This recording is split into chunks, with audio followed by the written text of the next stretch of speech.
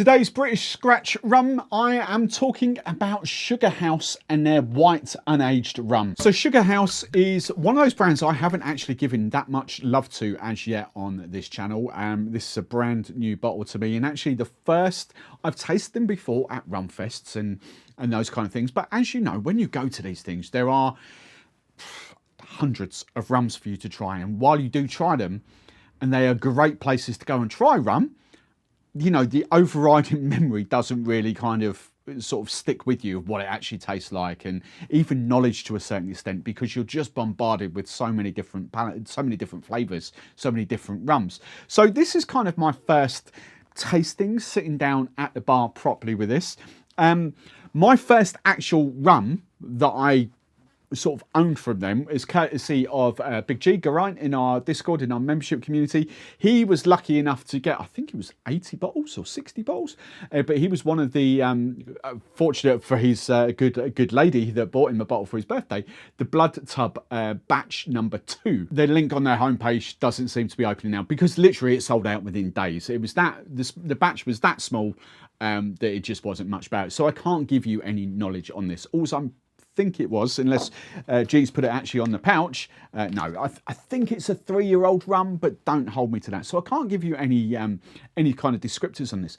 But this, on the first tasting, I don't even know the ABV. 60, I think it's 60% or something like that. I've got absolutely no knowledge of it. My first tasting experience of this was like, yeah, okay, it's not really a huge fan of that, but I don't know what was up with me that day, because when I revisited it a couple of days later, I was like, wow, that's really, really tasty. I mean, even on the nose now, it's like this cream, fruity kind of vibe going. I mean, it's just soft red fruits on the nose for me. Totally and utterly unique and absolutely delicious. And it kind of, you know, the whole discussion came, well, how can they make a living off just doing 60 bottles, etc.? It's the fact that, you know, something like that will pique our attention and our interest into something like this. This is the rum for us mere mortals that can't afford to be spending 60, 70, 80 pound on, you know, on rum. You know, this is actually 35 pounds in the UK. It's their white unaged rum. I can give you a little bit of knowledge. I will do in a second, but let's just firstly talk about Sugar House, who they are.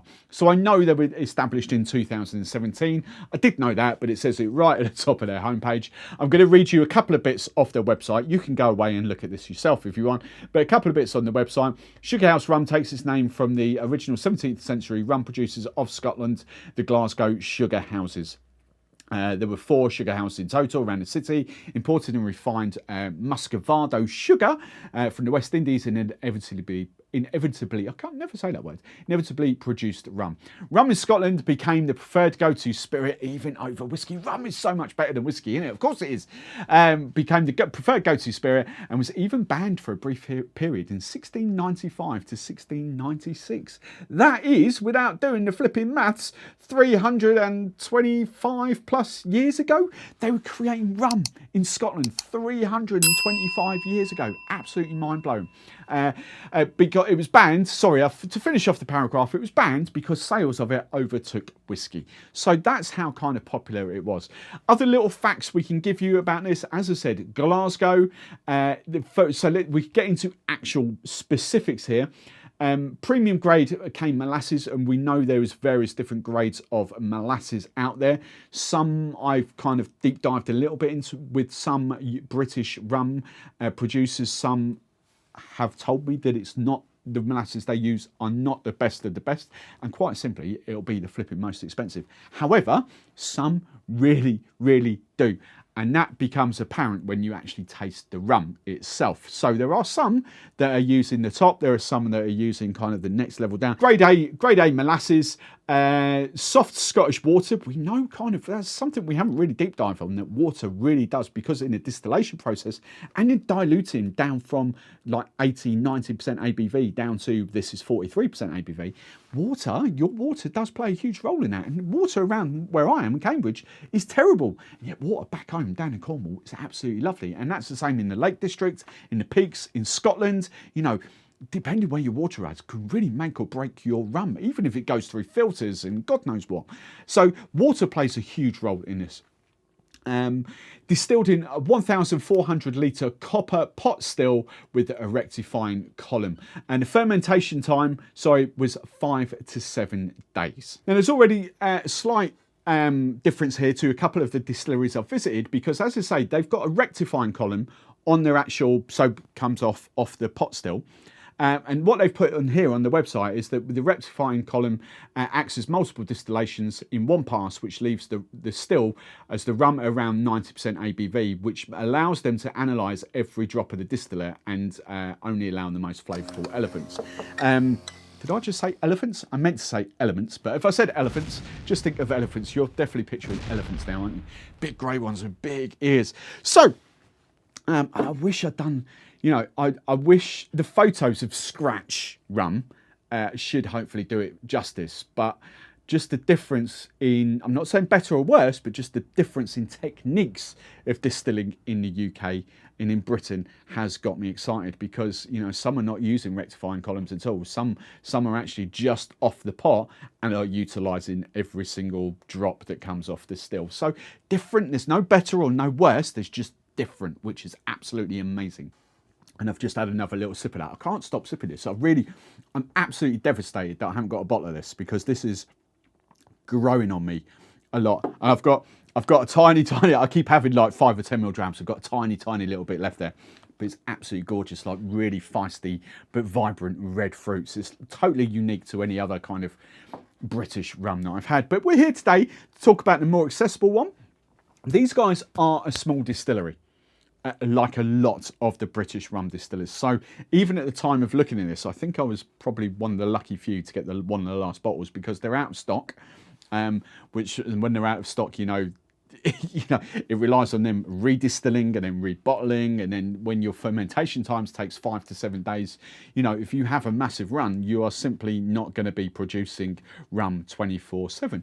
And to be fair, January coming into February is a time a lot of people sort of wind down, because they've had a big sort of Christmas festive push.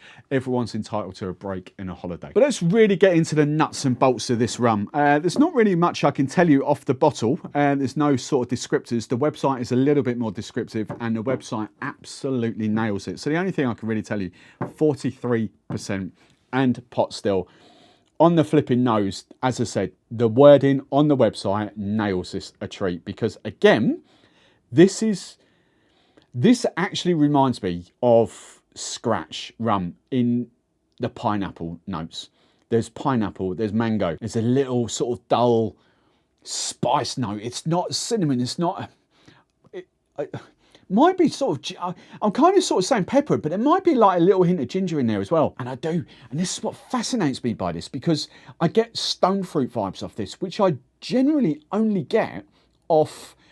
Caribbean column still, like your Bacardis, like your Flor de Cañas. They do give me sort of stone fruit vibes, but so does this. And then drinking. I don't know how these videos will drop, but I've just filmed on my other channel, the main channel, like the knowledge bombs, the Saturday morning videos. Rums that you can sip neat, kind of trying to dispel that. This is another one that I would quite happily sip neat. I love white, unaged rum with character, with body, with flavour. And this just has it in abundance. Every little bit of the 43% ABV, nothing as that is getting lost. And I'd actually say the flavour does back up the aroma. There is pineapple, there is mango sort of hitting me. The pepper tingle that I get on the nose is more sort of spiced ginger on the palate. And I want to say I'm actually picking banana off that now as well. I don't really get banana off the aroma. Well, maybe a little bit. But on the palate, I certainly do. But it's rich, robust. I want to say... I used the word chewy about a month or so ago, and Pam in my membership community came, how do you explain chewy? I'll be honest, I can't explain chewy. Chewy just means, to me, makes me kind of do that, if you like. It's got this thickness to it, this unctuousness. I like that word, unctuous. It's not thin. It is, you wouldn't mistake that for a column still. That is 100% pot still. And as far as I'm aware, it's completely undosed. It's just natural. It's got a little bit of sweetness to it, but again, not much. Again, we are talking 4s out of 20. And even that is kind of at a push. It's got a little bit of sweetness there because of the fruit, but you know, really not sweet. I would say that does make for a lot of you, make a great daiquiri. Not for me. To drink this, I wouldn't put this as a daiquiri rum because I've said it time and time again, and I kind of, it's not that I don't like it like that, it's my personal preference. And hopefully a lot of you have watched me for long enough now to know that my personal preference is light column still white unaged rums in daiquiris. Okay, that's not to say this is going to make a bad daiquiri. Of course it's not. A lot of you are going to absolutely love this in a daiquiri. It's just that my preference is lighter, cleaner, crisper. This, I just want this. I just want this to sit and eat. I really do. And you know what? I think an ice cube with that, I'm not generally one for sipping rum with ice cubes, but I think an ice cube, chilling that down, would take that to a whole different level. And I really do like this. And I've just looked at the price again. Sorry, I think I said £35 at the start of the video. It's actually £30 direct from them. I think I was going by Master of Malt. So £30, which in British rum terms is actually a bargain. Because a lot of rums, I nearly went all Jonathan Rossen, a lot of rums are £35, £40. So for £30, £29.95, all right, it's out of stock, but £29.95, I would quite happily turn that into a permanent stock. So there's not much else I can really say about this rum. I love it. I definitely going to bracket that up there as some of the best British rum that I've tasted. But for me, as I say, to sum up, it is not my kind of daiquiri rum, but I fully appreciate it's going to be a lot of you daiquiri rums. It is, I would probably actually put ginger with that. Ginger ale, not ginger beer. I think that's be a belting ginger ale rum.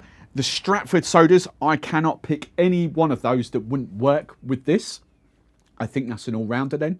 I think that's got enough body and enough sort of oomph behind it for a rum and coke rum, and a cocktail rum. For me personally, I just prefer light column still daiquiris, that's all. But for me, going forward, wow, Sugar House, well flipping done, and sign me up for batch 3 when that comes out, because I want a flipping bottle of that. This is gorgeous.